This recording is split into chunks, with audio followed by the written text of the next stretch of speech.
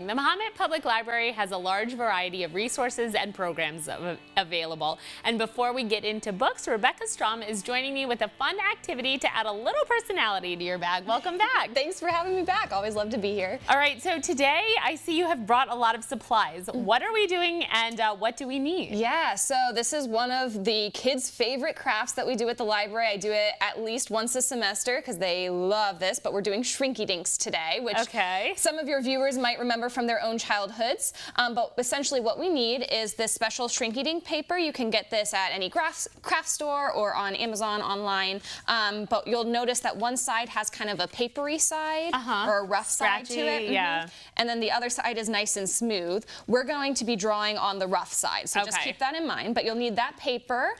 Then I also like to use a Sharpie to kind of outline our design. So you'll have a Sharpie, a black Sharpie, if you've got one. And then you can actually use colored pencils on Shrinky Dinks. And a lot of people don't know that. They think that you just have to use colored Sharpies, but you can actually use colored pencils and it works just as well. So we've got some colored pencils here. You'll need little keychains if you want to turn them into keychain charms. And then of course some scissors, and I use a hole punch to punch our keychain hole as well. Perfect. And then this right here is an embossing tool. You don't really need one of these to do Shrinky Dinks if you have an oven. But since we don't have an oven at the library, we found that using these works really well. So that's how we're going to do it today. So you'll get an up-close demo of that. And I was going to say, I feel like then you can actually see the magic happen, because I remember as a kid putting Shrinky Dinks in the oven, and sometimes you could see in the light, but a lot of times you couldn't really see. It was just the before and after. So here you can watch the whole process. And I love that. Really do love to watch it happen. So. Oh, I'm sure. I can imagine the magic. Yeah, so our first step is to take our Shrinky Dink paper. You'll put it rough side up over your template here. So we have some hearts. I've already traced my heart, but you'll put it down over your template, and then you'll outline it with your Sharpie. And you can do really anything since they're see-through. You can make the template with whatever you want, right? Right, yeah, and you can draw whatever you want. Like, you don't necessarily have to like trace a template, but a lot of the kids like to do that just because sometimes they have a hard time thinking of what they want to do. So if we have templates, it makes it easy for them. I was going to say tracing is so much easier. And so then you can decide how you want to color yours in. I'm going to do red and purple here. Special request for a friend. All right, I think I'm going to do blue and orange for WCIA's colors here. I love that. And that's the fun thing about projects like this, is that they're really therapeutic and you can be as creative as you want. You can do half and half, you can do designs, whatever you want. I think I'm going to do some sort of version of stripes between the blue and orange. That's a great idea. And now mine is super simple, so I'm going to just go ahead and start cutting mine out, but you take your time. I'm going to keep on coloring. So then once you've drawn the design, you color the design, then you cut it. And you cut it out. You got to be kind of careful because sometimes the paper will snap a little bit if you're using like dull scissors, or if you kind of like turn it the wrong way. But just be nice and careful. Use some sharp scissors and it should work out. And I think that that's one thing that we always talk about, is when you're crafting, it's really important to have the right tools. And that's one thing I find, is that I think I maybe have 7 or 8 pairs of scissors at home, all for different things. One is for fabric, one is for paper. Because you kind of need different things for different assignments. And if it gets ripped a little bit, it doesn't really matter, because when it melts, it'll a lot of times just kind of fix itself. But it's still nice to just kind of keep an eye out.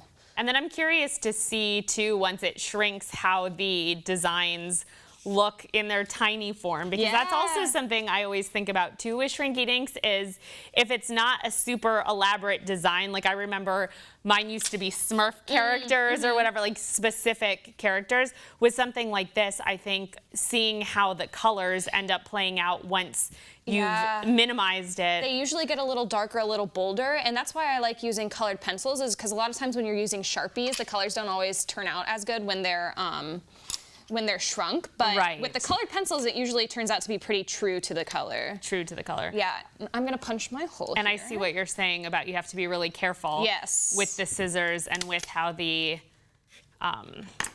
paper, the feel of the paper is a little bit different. And it takes some getting used to. A lot of times the kids will do one and then see how it works and they'll be like, oh, I need to fix have to try it again, but It just takes practice. I feel like adults do that when filling out forms. I can't tell you how many times I've started to fill out a form and I've been like, oh, that was supposed to go on that line. And you got to start over. So don't worry, kids. It's all good. There's that. Okay. And then is it better to do it in the side, in the center? Is there a... Whatever you like. I usually do mine a little bit away from the edge. You don't want to put it too close to the edge because that makes it easy to break. Gotcha. So yeah, that's probably perfect right there. So we'll put it there in between the colors. Okay. And then we'll go ahead and melt yours first. All right. Here's where the magic happens. I'm so excited to see how the melting goes. It's going to look a little scary at first, but I promise it'll turn out okay. Okay, I trust you. Let it warm up. Oh, whoa, look at that. Yeah.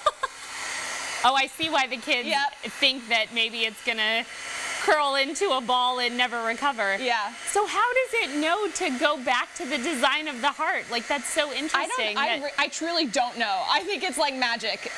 It's got to be. And there we go. And it's kind of in the corner here. And it's going to be hot, so don't like... I'll flick it out so we can see it better on the camera. And then I sometimes will get some tweezers here to kind of just push it. Oh, help finish pushing it down. That's a really good idea. But because you don't want to touch it with your hands once you've done the heat gun.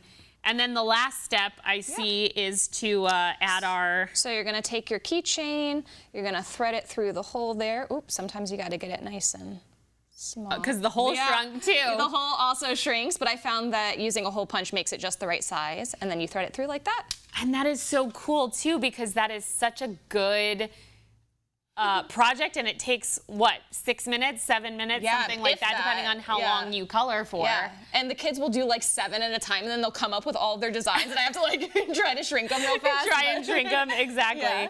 And now, do all of the designs always do that? They curl up into a ball, and then they sort of flatten back at the exact... Usually, sometimes with more complicated designs with a lot, like we have a flower one where sometimes the petals will get kind of like twisted, but a lot of times I'm able to do what I call surgery on them. The kids think it's hilarious, where I'll take the tweezers and just try to like straighten it out, but usually it ends up being okay. While it's still warm and pliable. Well, thank you. This is such a fun project, and it's perfect for back to school. Yes. And stick around, because right after the break, we have a new set of book recommendations, all related to back to school season. ciLiving will be back in just a few minutes.